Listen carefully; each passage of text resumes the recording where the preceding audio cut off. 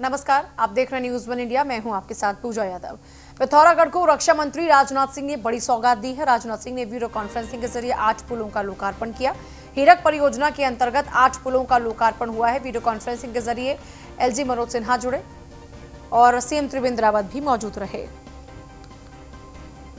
हीरक परियोजना के तहत 8 पुलों का लोकार्पण वीडियो कॉन्फ्रेंसिंग के जरिए रक्षा मंत्री राजनाथ सिंह ने किया। वीडियो कॉन्फ्रेंसिंग के जरिए एलजी मनोज सिन्हा भी जुड़े और सीएम त्रिवेंद्र रावत भी। पिथौरागढ़ को रक्षा मंत्री राजनाथ सिंह ने बड़ी सौगात दी है। 8 पुलों का लोकार्पण किया वीडियो कॉन्फ्रेंसिंग के जरिए।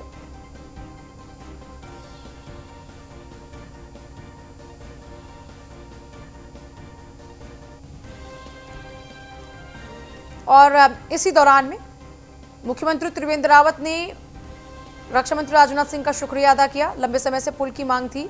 2 से 3 साल में पुल का निर्माण हुआ। सभी इंजीनियर की भी जो कोशिशें हैं वो सराहनीय हैं। सभी इंजीनियर्स का भी शुक्रिया।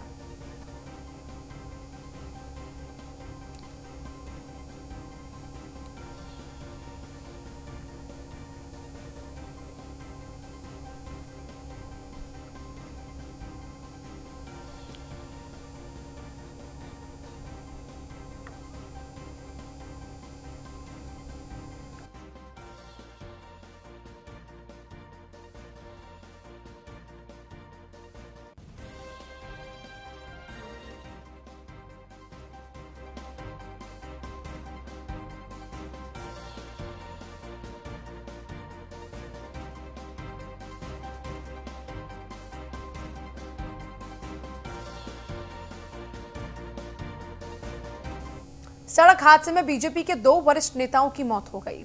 सीएम रावत श्रद्धांजलि देने के लिए पहुंचे और पीपल कोटी में मोहन प्रसाद थपलियाल और कुलदीप चौहान को श्रद्धांजलि दी। दोनों ही लोगों की मौत किसी क्षति से कम नहीं है। ईश्वर दोनों ही लोगों की आत्मा को शांति दे। सड़क हादसे में दोनों की मौत हुई थी, जिसके बाद पीपल कोटी पहुंचे हैं त्रिवेंद्र रावत और परिवार वालों को सांत्वनाएं दी हैं और सांत्वनाओं के साथ साथ यहाँ पर पहुंचकर गहरा शोक भी व्यक्त किया, श्रद्धांजलि दी। सड़क हादसे में बीजेपी के 2 वरिष्ठ नेताओं की मौत हो गई, उनका निधन हुआ। आज हमारे बहुत ही निष्ठावान और श्रेष्ठ कार्यकर्ता थे। उन्होंने सदैव पार्टी में अनुशासन को पसंद किया, लेकिन बड़ी विनम्रता के साथ। मैं लगभग 27-28 वर्षों से मैंने उनको नज़दीक से देखा और हमको साथ साथ काम करने का मौका मिला, संगठन में हो चाहे सरकार में हो। बहुत सहृदयी और ये कहना चाहिए कि पवित्र हृदय के कार्यकर्ता थे। जब उनको बद्री केदार मंदिर समिति का अध्यक्ष बनाया, रेखा आर्या ने राज्य मत्स्य विभाग की तरफ से संचालित केंद्र और राज्य पोषित योजनाओं की 13 जनपदों के मत्स्य विभाग के अधिकारियों के साथ ऑनलाइन समीक्षा बैठक की। बैठक में मंत्री रेखा आर्या ने कहा कि मत्स्य विभाग की तरफ से पहाड़ी क्षेत्रों में आदर्श तालाबों का निर्माण किया जाएगा। साथ ही मैदानी क्षेत्रों में एसीपी आदर्श मछली तालाबों का निर्माण किया जा रहा है। इस कार्य की प्रगति में तेजी लाई जाएगी। मंत्री रेखा आर्या ने कहा कि मत्स्य पालन को बढ़ावा देने के लिए ट्राउट प्रजाति को डेनमार्क से आयातित करने पर विचार किया जा रहा है। समीक्षा बैठक ली गई है, जिसमें कि हमारे डिप्टी डायरेक्टर से लेकर हमारे सेक्रेटरी और साथ में ऑन स्क्रीन हमारे जनपद के 13 जनपदों के फिश इंस्पेक्टर जो है आज कनेक्ट हुए। और जिस प्रकार से हमारे मत्स्य विभाग के माध्यम से गांव में पहाड़ी क्षेत्रों में आदर्श तालाब निर्माण कार्य हो अथवा एससीपी के तहत तालाब निर्माण कार्य हो अथवा मैदानी क्षेत्रों में किस प्रकार से आदर्श तालाब निर्माण का कार्य किया जा रहा है, उसी का जो है आज समीक्षा की गई है। साथ साथ में जिस प्रकार से नील क्रांति को लेकर हम लोग उत्साहित हैं, तो उसमें हम लोग क्या क्या काम कर रहे हैं, तालाबों का सुदृढ़ीकरण हो, हैचरीज का सुदृढ़ीकरण हो, इन सब चीजों की भी समीक्षा की गई है। और किस प्रकार से हम मत्स्य पालकों को और सशक्त कर सकते हैं, कौन सी वैरायटी ऑफ फिश के साथ में पॉन्ड्स को डाला जाए जिससे कि तेजी से प्रगति आए, इसके विषय में भी चर्चा की गई है। लगभग वर्ष 2019-20 की समीक्षा बैठक की गई है, क्योंकि 20-21 का अभी बजट जो है अभी हाल ही में मिला है। और कांग्रेस के प्रदेश अध्यक्ष प्रीतम सिंह का बयान। मंत्री रेखा आर्य और आईएएस वाले मामले को लेकर प्रीतम सिंह कह रहे हैं कि सरकार में तालमेल नहीं है। अफसर और मंत्रियों में तालमेल न होने से दिक्कतें हो रही हैं। अधिकारी साथ काम नहीं करना चाहते हैं और ये मंत्री के लिए भी सोचने की बात है। अब यह झगड़ा सार्वजनिक हो चुका है।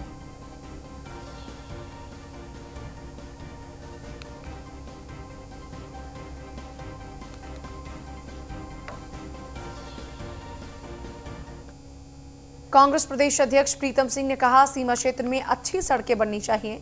रक्षा मंत्री राजनाथ सिंह ने पुलों का लोकार्पण किया, अच्छा किया। साथ ही उन्होंने कहा कि चीन सीमा की सड़कें भी अच्छी होनी चाहिए। आपको बता दें कि प्रीतम सिंह ने यह बात कांग्रेस के शपथ ग्रहण के दौरान कही। आज कांग्रेस के नए पदाधिकारियों का शपथ ग्रहण समारोह था और इसी कार्यक्रम के आयोजन के दौरान में ये तमाम बातें उनके द्वारा कही गई।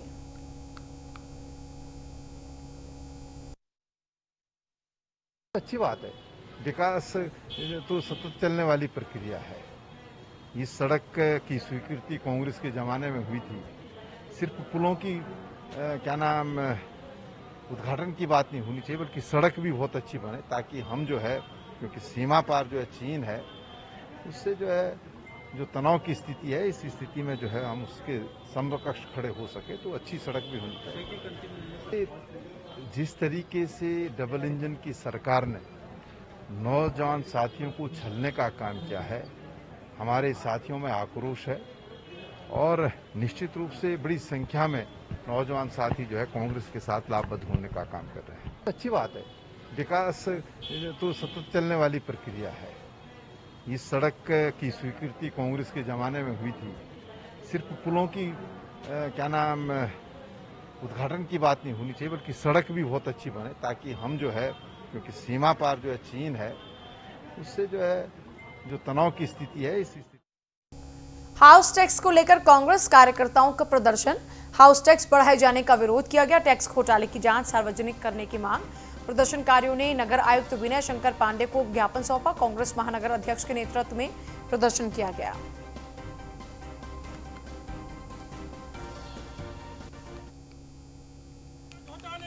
सार्वजनिक करो, वापस लो, नगर निगम प्रशासन होश में हो।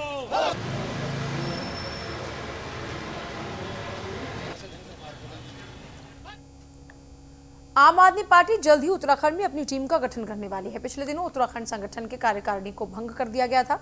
आपके प्रदेश प्रवक्ता रविंद्र आनंद का कहना है कि जल्द ही टीम का गठन होगा। साथ ही साथ कहा कि आप में नई कार्यकारिणी में चेहरा देखकर नहीं, बल्कि क्षमताओं पर जिम्मेदारी सौंपी जाएगी। आम आदमी पार्टी की नीतियों में विश्वास रखने वालों का स्वागत है। आपको बता दें कि 2022 के लिए आम आदमी पार्टी ताल ठोकने के लिए तैयार है और उत्तर प्रदेश से लेकर उत्तराखंड तक पूरे दमखम के साथ चुनाव लड़ने के लिए जोर आजमाइश लगातार कर रही है। ये ऐसा है कि जहाँ तक संगठन को लेकर के बात है, तो नया संगठन बहुत जल्द अब नई कार्यकारिणी घोषित होने वाली है और जिसमें इस बात का ध्यान रखा जाएगा कि जो क्षमतावान व्यक्ति है उसको उसकी क्षमता के अनुरूप ही पद दिया जाएगा। और इसमें एक चीज़ और भी है कि जो पुराने लोग हैं या नए लोग हैं या जिन्होंने भी ज्वाइन किया है उसके अनुसार नहीं, बल्कि योग्यता के अनुसार और सामर्थ्य के अनुसार पद बांटे जाएंगे।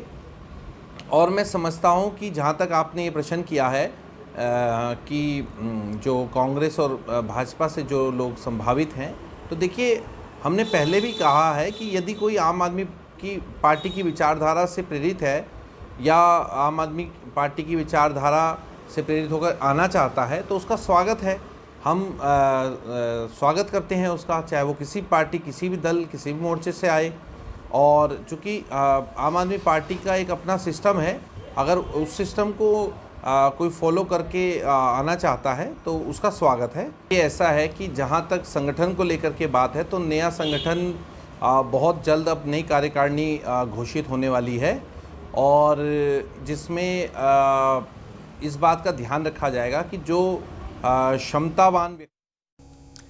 सिंचाई विभाग ने धरने पर बैठे ठेकेदार और अपनी मांगों को लेकर धरना दे रहे हैं। ये जो ठेकेदार हैं, अभियंताओं और जनप्रतिनिधियों पर आरोप लगाए हैं। चहेतों को काम देने के आरोप हैं। सरकार के राजस्व को चूना लगा रहे अधिकारी ई टेंडरिंग, लंबित भुगतान और टेंडर्स के प्रचार प्रसार की मांग कर रहे हैं। लिखित आश्वासन नहीं देने तक आंदोलन रहेगा जारी।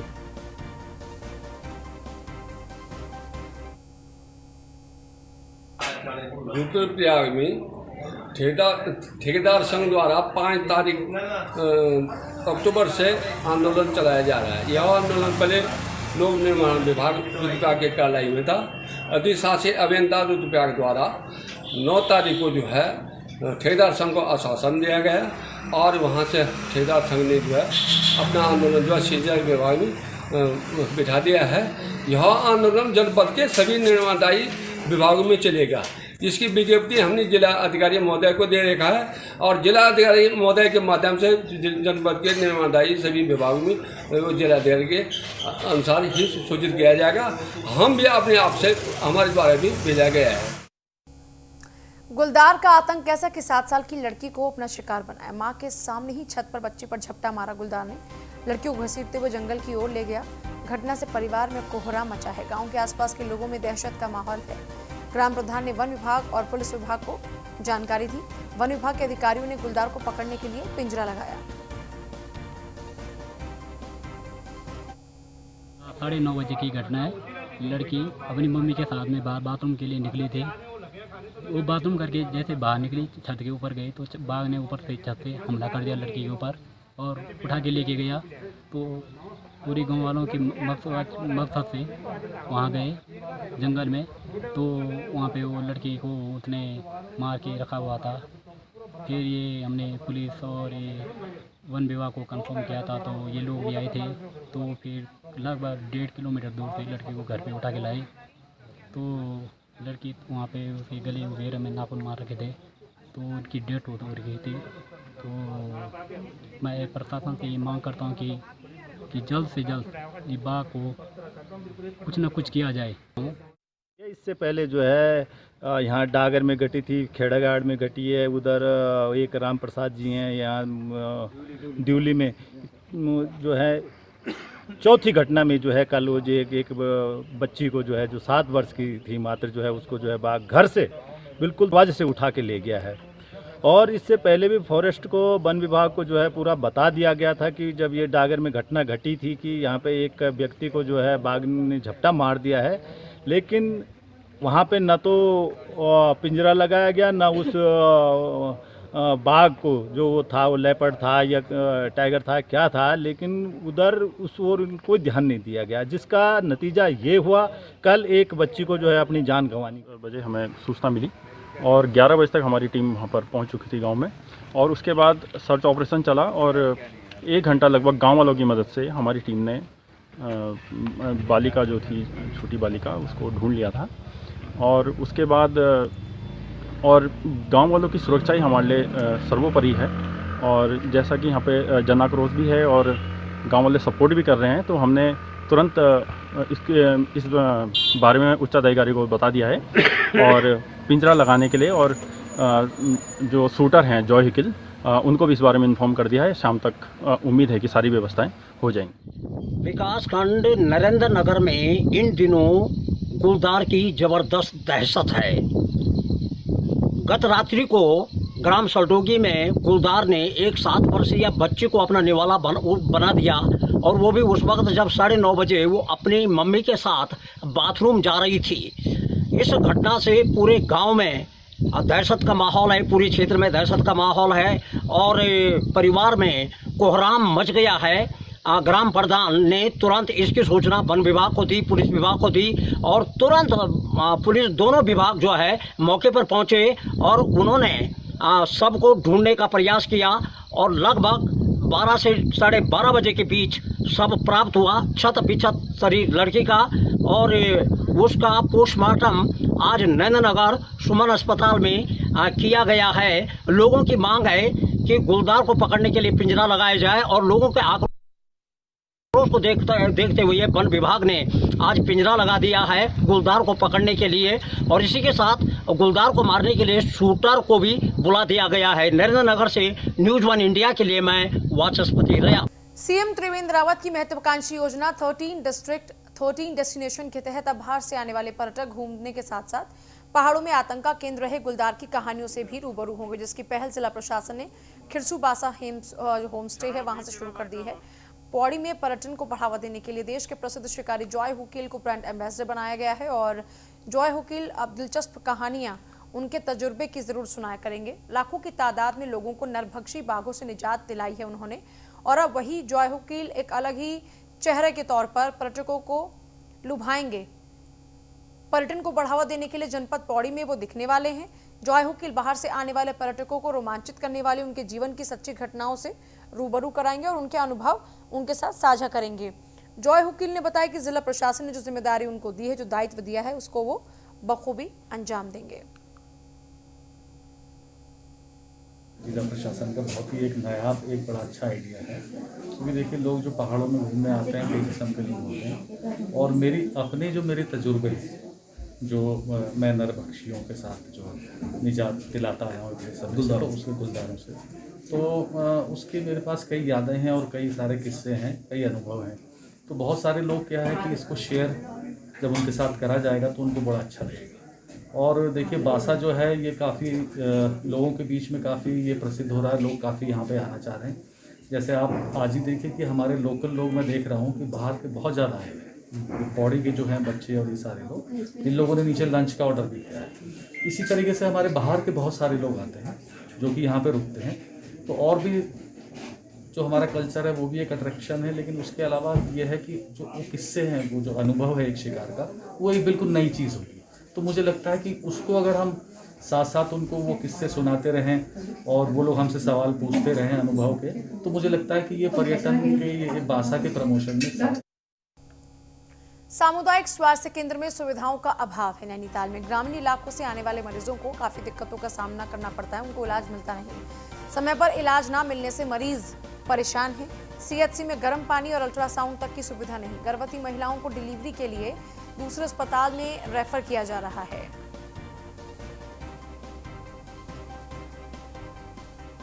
यहाँ डिलीवरी होने वाली थी ना, ये जो डिलीवरी थी, मतलब इन लोगों ने कहा कि यहाँ नहीं होगी, और मतलब बिना ऑपरेशन की नहीं होगी, यहाँ से रेफर कर दिया। और वो जो ऊपर फिर यहाँ से हम मैडम के पास ले गए, मनोहरी जो मैडम है, परिहार मैडम हो, तो उन्होंने नॉर्मल डिलीवरी करा दी सिर्फ आधे घंटे में। यहाँ डिलीवरी। रुड़की में ताबड़तोड़ फायरिंग करने वाला आरोपी गिरफ्तार हुआ। आरोपी ने साथियों के साथ मिलकर शिक्षक के घर में फायरिंग की। फायरिंग की घटना में पुलिस ने दीपक सैनी को गिरफ्तार किया। पुलिस ने अवैध तमंचा सहित 2 जिंदा कारतूस भी बरामद किए। आरोपी की शिक्षक के पुत्र से पुरानी रंजिश थी। पुलिस ने आरोपी के खिलाफ मुकदमा दर्ज किया।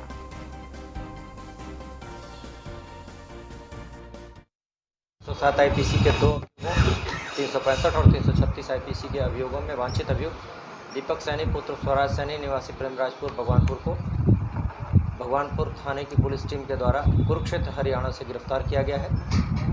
उक्त अभियुक्त की निशानदेही पर 2 तमंचे, एक 315 बोर और एक 12 बोर व 2 जिंदा कारतूस बरामद किए गए हैं। उससे पूछताछ में उसके अन्य साथी अभियुक्तों विशाल, परवेज और रवि उर्फ काका के बारे में जानकारी मिली है और उनकी गिरफ्तारी हेतु प्रयास निरंतर जारी है।